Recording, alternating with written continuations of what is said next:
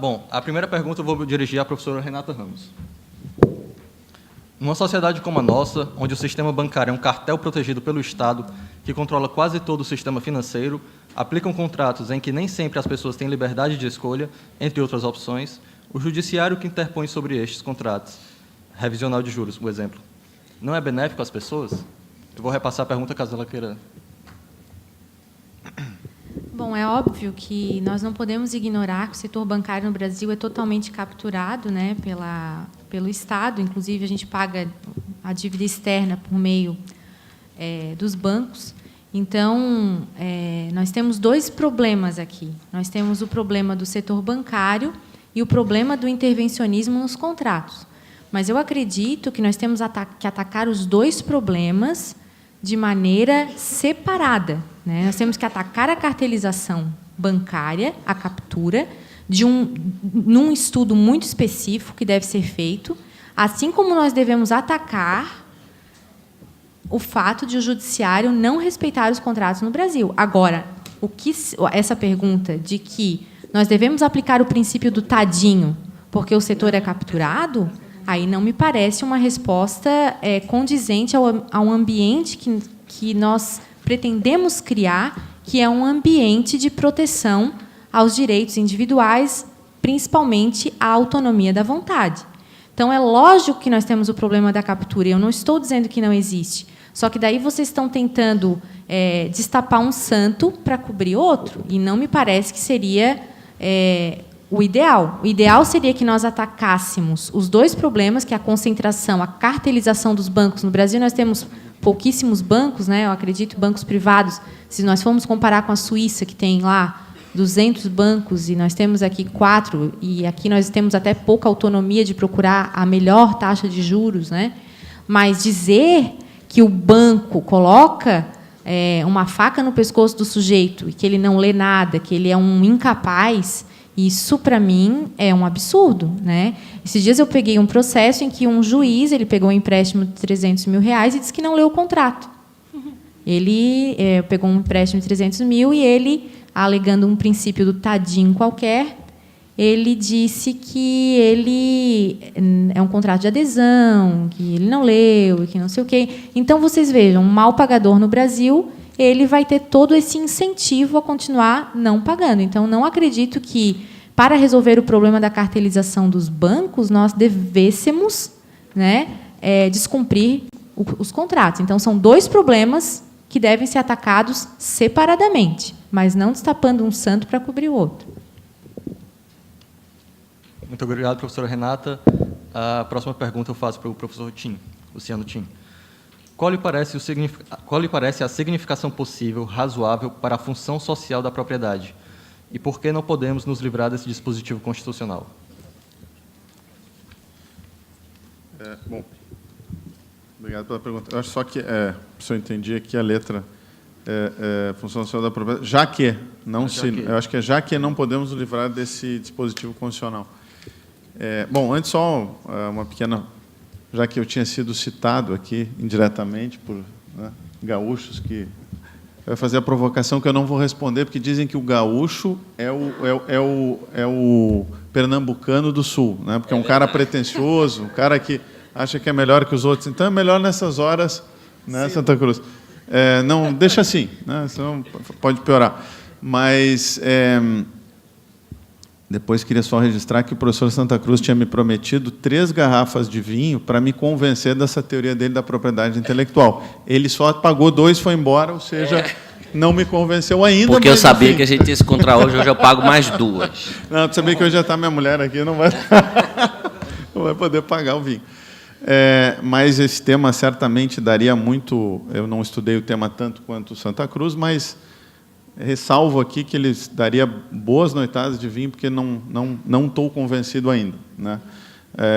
Registro aqui só pelo amor ao debate, pelo respeito à opinião que tenho e tal. Acho que em alguns setores ainda... Acho que eu fiquei quase um ano em Berkeley, e ali é o berço da tecnologia. Em certos mercados, o que se diz é que, por exemplo, software, o custo de produzir software é barato. O cara está numa garagem E tem vários papers mesmo que dizem que essa pirataria seria positiva, porque você acaba criando um ambiente de inovação. Em áreas onde tem muito investimento, e aí realmente teria que dar uma examinada, por exemplo, o Rodrigo tentou também já me convencer, mas foi só um vinho, né? O Santa Cruz tentou 2. Né? Então, para mim é law and economics. 3, de repente, começa a ser eficiente. Né?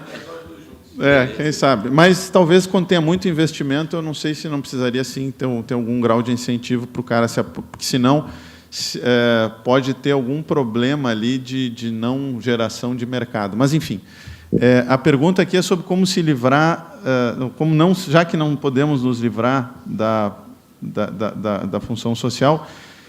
Eu publiquei vários artigos sobre função social do contrato, função social da propriedade, e a saída foi conectar isso ao social, mas não social, para usar a expressão, não social socialista, social enquanto efetivamente da sociedade, que por que a sociedade criou os contratos, por que a sociedade criou a propriedade e derivar da sociedade a sua função social, e não da cabeça de um jurista. Né? Eu acho que está publicado, e se interessar, vocês têm, se derem um Google, aí, uma análise no Lattes, vai ter, com certeza, bastante material sobre como usar, digamos assim, essa noção de função social a uma ideia de mercado. Né? Mas partindo, já que é um direito privado, ele teria que, eu concordo, ele teria que partir dos privados, né? E não da construção da cabeça de juízes que são agentes do Estado, ou de juristas que também, hoje, no Brasil, cumprem esse papel. Uma das maneiras de saída, que me parece, e aí puxando um pouco a sardinha para o meu lado, é a arbitragem. Porque a arbitragem eu desjudicializo, né? Eu saio do judiciário. Porque eu fui dar uma palestra em 2005, eu dava aula na Associação dos Juízes, e aí dei uma palestra sobre função social do contrato, e disse, como era um conceito muito fluido, que eu estava definindo nos contratos dos meus clientes o que para eles seria a função social do contrato. Olha, nesse caso aqui, é botar uma mercadoria mais barata, por exemplo, a função social desse contrato de distribuição. Aí os juízes agradeceram muito a minha palestra, né? Doutor Luciano, mas obrigado, tal, muito interessante, mas quem define função social não são as partes, somos nós. E ali eu aprendi que teria que ter alguma alternativa, né? Que eu não poderia ficar eternamente nesse embate com o judiciário. Para vocês terem uma ideia, teve um evento no STJ, e um importante ministro estava preocupado com o monopólio da arbitragem em questões comerciais. Exatamente, porque, tradicionalmente, toda a teoria da jurisdição, né, dizia que o monopólio da jurisdição é do Estado. Só que, curiosamente, o que aconteceu? Um refluxo gigantesco para a arbitragem, porque as partes não estão, enfim, dispostas a que um terceiro que não quer aplicar o contrato. As partes querem o contrato. Então, que se pense em mecanismos alternativos para se aplicar o contrato. Então, em certa medida, função social da propriedade é mais difícil, mas, com certeza, a função social do contrato dá para resolver definindo no contrato e utilizando arbitragem. Perfeito. Muito obrigado, professor Luciano Tim. A próxima pergunta é para o professor Rafael Saldanha. Como podemos minimizar ou escapar das interferências do Estado na família, por exemplo, quanto ao modo dos pais decidem educar seus filhos? A falta de lei não causaria um vazio nas decisões arbitrárias do Executivo e do Judiciário? Eu não entendi. A falta de lei não causaria. Eu fico muito feliz de ter recebido aqui quase que um número bem elevado de perguntas, me deu até o privilégio de escolher. E escolhi aquela que, pelo menos hoje, está dentro das minhas prioridades, mas a todos aqueles que fizeram perguntas, estarei disponível para depois daqui a gente conversar, tá? Porque realmente eu só posso falar sobre uma. É um tema que, em meios liberais, se você pergunta, a resposta costuma ser muito curta. A pergunta envolve interferência do Estado na família com relação à criação de filhos. A maioria dos liberais diria uma coisa que, inclusive, eu concordo, que diria, é preciso retirar todo tipo de interferência e que o MEC ele não regule a forma como as escolas particulares engendram os seus currículos, que cada escola deveria propor à sociedade, e aí cada pai iria se organizar e ter seu senso crítico para escolher em que escola matricular seu filho. Pronto, acabaria aí. Essa seria uma pergunta e uma resposta típica no meio liberal. Vamos tirar o MEC do meio. Mas há algo mais importante. Geralmente, a gente fala sobre educação ou fala sobre qualquer outro tema muito dentro do proibido-permitido. Liberais se preocupam demais em não quero Estado, não aceita intervenção. A discussão fica muito dentro do proibido-permitido. Mas, se há uma coisa que eu tenho percebido, não sei, pode ser que meus estudos me levem a outra coisa, é que o crescimento da esquerda não se deu levantando bandeiras para proibir coisas. Inclusive, eles estavam muito preocupados com a liberdade também. Eles também defenderam a liberdade. Provavelmente, com certeza, conceitos bem distintos do nosso, mas liberdade. Eles não agiram e não cresceram proibindo coisas. Eles agiram e cresceram gerando conteúdo para as pessoas. Era exatamente dentro do campo do permitido. Eles convenciam as pessoas, porque eles sabiam que seriam elas, aquelas que iriam discutir e proibir coisas e levarem para o caminho da grande raça marxista. O que é que eu estou tentando dizer?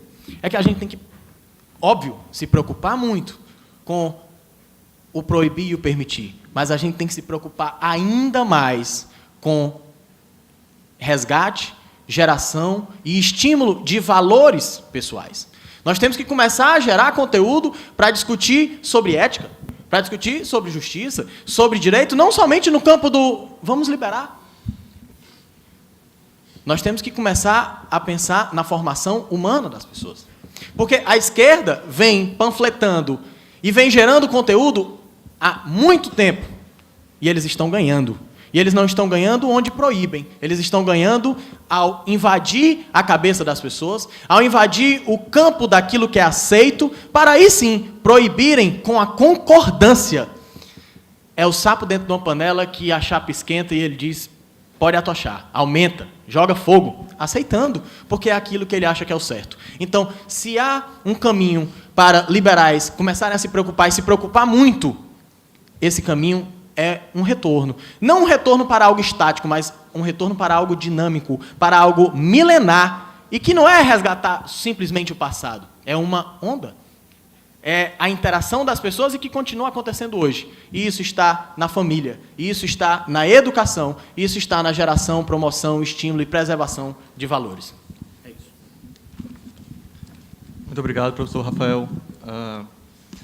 Eu queria agradecer a todos vocês e a todos os membros da mesa. Nenhum dessas pessoas aqui iria para o meio do deserto ou para o meio do oceano fazer uma palestra para ninguém ouvir. Eles estão aqui por causa de vocês, eu agradeço muito a presença de vocês. Muito obrigado mesmo.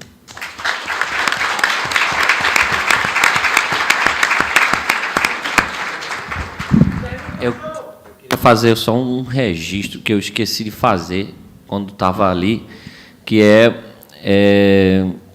o seguinte, aqui na Unifor, a gente vocês têm o privilégio de ter aulas e ter como professora do curso uma pessoa que, com certeza, defende e com muito mais propriedade até do que talvez todos nós que estejamos aqui na mesa as ideias da liberdade e que vem sendo uma defensora, inclusive, a professora Renata também, de muito do que a professora Renata falou, que é a professora Winnie. É uma honra muito grande estar aqui falando para uma plateia.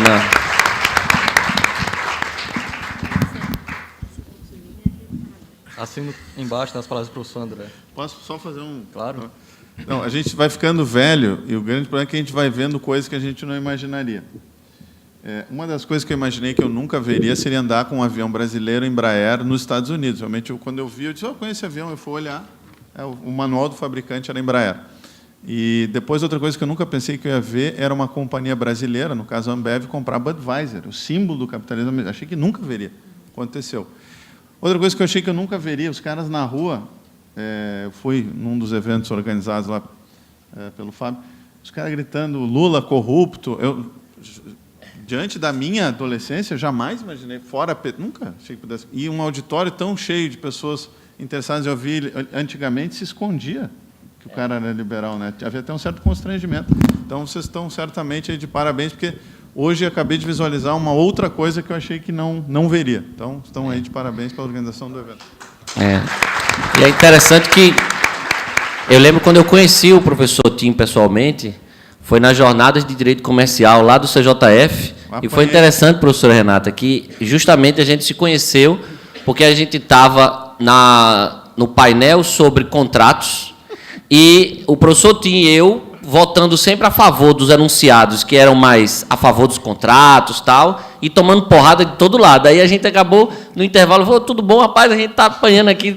E a partir daí a gente se conheceu e foi construindo. Ameaçado fisicamente, inclusive.